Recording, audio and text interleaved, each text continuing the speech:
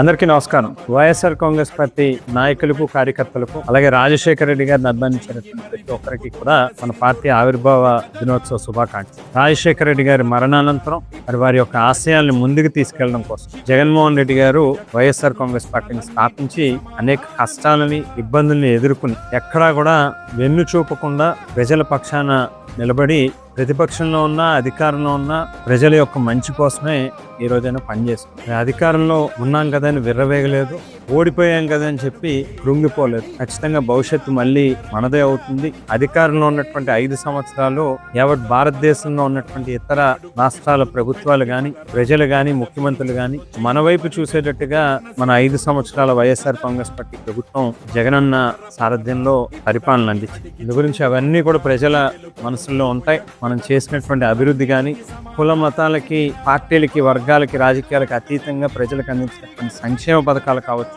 పరిపాలన పరమైనటువంటి అనేక సంస్కరణలు కావచ్చు, ఇవన్నీ కూడా ప్రజల హృదయాల్లో ఖచ్చితంగా నిలుస్తాయి. ఎవరైతే మోసం చేసి అధికారాన్ని చేజిక్కించుకున్నారు, ఇదే కూటమి నాయకులు ఖచ్చితంగా ఈసారి ప్రజల్లోకి వెళ్తే వాళ్ళని తిరగబడి కొట్టేటటువంటి రోజులు కూడా దగ్గరలోనే ఉన్నాయి. మళ్ళీ తిరిగి 2029లో వైఎస్ఆర్ కాంగ్రెస్ పార్టీ జెండాని రెపరెపలాడించేటట్టుగా ప్రతి కార్యకర్త కూడా సమిష్టిగా అందరం ఐకమత్యంతో పనిచేయాలి అని చెప్పి పేరు పేరున అందరినీ కూడా కోరుకుంటూ మరొకసారి వైఎస్ఆర్ కాంగ్రెస్ పార్టీ శ్రేణులందరికీ కూడా మన పార్టీ ఆవిర్భావ దినోత్సవ శుభాకాంక్షలు తెలియజేస్తాను.